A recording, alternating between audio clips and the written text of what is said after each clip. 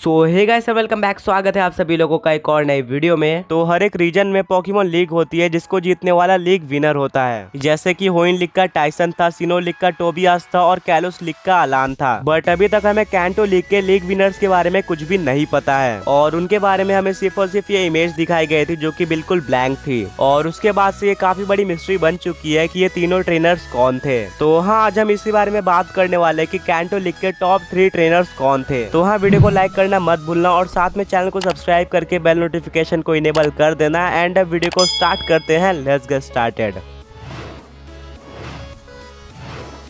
सबसे पहले हम लीग विनर्स के बारे में सब कुछ जान लेते हैं। तो लीग विनर्स और चैंपियंस में काफी बड़ा डिफरेंस होता है। जिनमें लीग विनर्स उनको कहा जाता है जिसने किसी रीजन के पोकेमॉन लीग को जीता हो, जैसे कि अलान, टोबियास या फिर टाइसन जिन्होंने पोकेमॉन लीग जीती थी। बट ये तीनों सिर्फ और सिर्फ लीग विनर्स है, ना कि चैंपियन है। होइन का चैंपियन स्टीवन है, सिनो की चैंपियन सिंथिया है, वहीं पे कैलोस के चैंपियन डियांथा है। और अगर किसी को चैंपियन बनना है तो उसको लीग जीतने के साथ ही साथ इलाइट 4 और चैंपियन को भी डिफीट करना पड़ेगा पहले के, तभी जाके वो चैंपियन बन सकता है। तो हाँ, लीग विनर्स और चैंपियंस में काफी बड़ा डिफरेंस है और हम एक एक करके सारे लीग के लीग विनर्स को भी देख लेते हैं। सबसे पहले कैंटो लीग का विनर तो अनरिवील्ड है। तो बात करते हैं जोटो लीग की। तो जोटो लीग का विनर था जॉन डिक्सन। इसके पास 2 पोकेमॉन थे जो कि थे राइडॉन और रैपिडैश। होइन लीग का विनर टाइसन था जिसका मेन पोकेमॉन म्याउथ है एंड इसने भी ऐश के साथ फाइट की थी। सिनो लीग का विनर टोबियास था, इसने भी ऐश के साथ फाइट की थी और इसका मेन पोकेमॉन डार्कराय है। यूनोवा का लीग विनर वर्जिल था और कैलोस का लीग विनर अलान था और ये ऐश का मेन राइवल था और इसका मेन पोकेमॉन मेगा चार्जर डेक्स है। और अलोला में हमारा ऐश लीग विनर बनने के बाद चैंपियन भी बन गया था प्रोफेसर कुकुई को हराने के बाद, क्योंकि अलोला में इससे पहले और कोई चैंपियन नहीं था।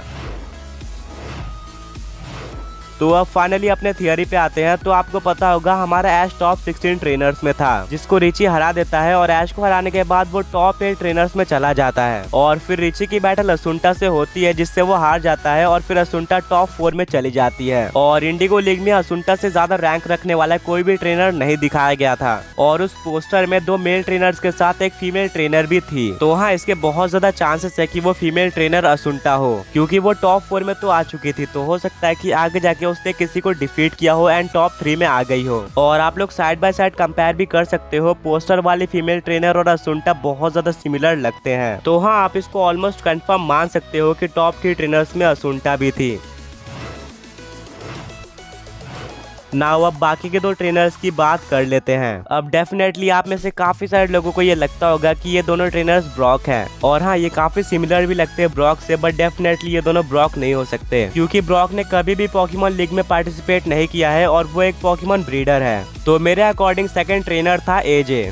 एजे पोकेमॉन ट्रेनर है जो कि सेरुलियन सिटी और वर्मिलियन सिटी के बीच में रहता है और वहाँ पे उसका एक अनऑफिशियल जिम भी है। और बिल्कुल ऐश की तरह एजे का ड्रीम भी पोकेमॉन मास्टर बनना है। तो हाँ, डेफिनेटली इसने भी पोकेमॉन लीग में पार्टिसिपेट किया होगा। और एजे के पास हमें 4 पोकेमॉन दिखाए गए थे। सबसे पहला उसका मेन पोकेमॉन यानी कि सैंडस्ट्रू था और बाकी 3 पोकेमॉन थे बीड्रिल, रैटाटा और बटरफ्री। तो हाँ, ये सारे पोकेमॉन वैसे तो काफी वीक होते हैं बट एजे के पोकेमॉन वीक नहीं थे, क्योंकि जब एजे सबसे पहली बार अपीयर हुआ था तो हमें वहाँ पे बताया गया था कि एजे ने लगातार 98 ट्रेनर्स को डिफीट किया है और उसने लिटरली जीतने की स्ट्रीक बनाई थी, यानी कि इन 98 बैटल्स के बीच में वो एक भी बैटल नहीं हारा था। और फिर वो ऐश को बताता है कि जब तक वो 100 ट्रेनर्स को हराने की स्ट्रीक नहीं बना लेता तब तक वो अपनी जर्नी स्टार्ट नहीं करेगा। और फिर ऐश भी एजे के साथ बैटल करता है बट ऐश काफी इजीली हार जाता है, क्योंकि यार एजे ने अपने सारे पोकेमॉन को बहुत ज्यादा हार्ड ट्रेनिंग दी थी और इसी वजह से इतने वीक पोकेमॉन भी एजे के ट्रेनिंग में बहुत ज्यादा स्ट्रॉन्ग बन गए थे। और इंडिगो लीग में मोस्टली वीक ट्रेनर्स ही थे जिनके पोकेमॉन फुली इवॉल्व भी नहीं थे।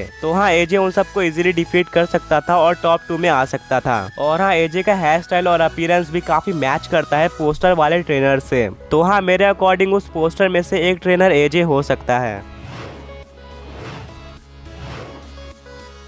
और अब फाइनली उस ट्रेनर के बारे में बात कर लेते हैं जिसने पोकेमॉन लीग जीती होगी। तो मेरे अकॉर्डिंग वो होगा ब्रूनो। तो ब्रूनो कैंटो इलाइट 4 मेंबर है एंड वो ब्रॉक से काफी ज्यादा सिमिलर लगता है और ब्रूनो का हेयर स्टाइल भी उस पोस्टर वाले ट्रेनर से काफी ज्यादा सिमिलर है। और आप लोगों ने पोकेमॉन के फर्स्ट एपिसोड में ब्रूनो को फाइट करते हुए भी देखा होगा स्टेडियम में, जहाँ पे उसके पास ऑनिक्स होता है। एंड हाँ, आप में से काफी लोगों को ये डाउट होगा कि ब्रूनो तो इलाइट 4 मेंबर है तो वो पोकेमॉन लीग विनर कैसे हो सकता है। तो अगर किसी पोकेमॉन ट्रेनर को इलाइट 4 मेंबर बनना है तो सबसे पहले उसको पोकेमॉन लीग जीतनी होती है, जिससे उसके स्ट्रेंथ का पता चल पाए। तो हाँ, डेफिनेटली ब्रूनो ने पोकेमॉन लीग जीती होगी, पर लीग जीतने के बाद जब ब्रूनो ने कैंटो के चैंपियन से फाइट की होगी तो वो बैटल वो हार गया होगा। बट हारने के बाद भी कैंटो का चैंपियन ब्रूनो के फाइटिंग स्किल से बहुत ज्यादा इंप्रेस हुआ होगा, और इसी के बाद उस चैंपियन ने ब्रूनो को इलाइट फोर मेंबर की तरह सेलेक्ट कर लिया होगा, और इलाइट फोर ऐसे ही बना जाता है। तो हाँ, मेरे थियरी के अकॉर्डिंग ब्रूनो, एजे और असुंटा ये तीनों पोस्टर वाले ट्रेनर्स हो सकते हैं। और हाँ, एक और पॉसिबिलिटी लैंस की भी है, क्योंकि लैंस कैंटो और जोटो का चैंपियन है। तो हाँ, ये पॉसिबल है कि लैंस ने सबसे पहले इंडिगो लीग जीती हो एंड फिर पुराने चैंपियन को हराने के बाद वो नया चैंपियन बन गया हो कैंटो रीजन का। तो बस गाइस, आज के लिए इतना ही था। वीडियो को लाइक करना मत भूलना और साथ में चैनल को सब्सक्राइब करके बेल नोटिफिकेशन को इनेबल कर देना। तो हाँ, दोबारा मिलेंगे एक और ऐसे ऑसम वीडियो के साथ। Until then, peace out.